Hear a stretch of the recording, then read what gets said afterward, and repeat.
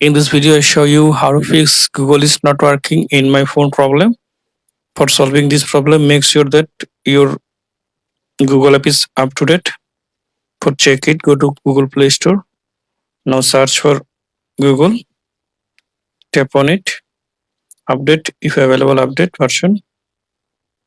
Now go to settings, then go to apps, then tap on see all apps.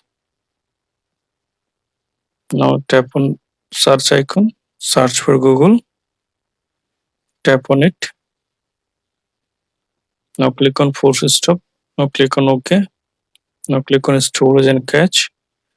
Now click on manage space and clear all data. Then OK. Then clear cache. Now tap on permission. Allow all permission.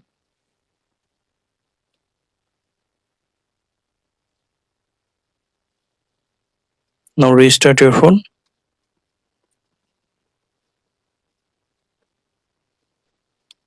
Now open Google app.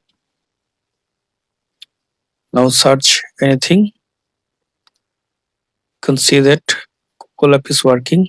Now I hope that this method fixes Google not working problem. Thanks for watching. Don't forget to subscribe.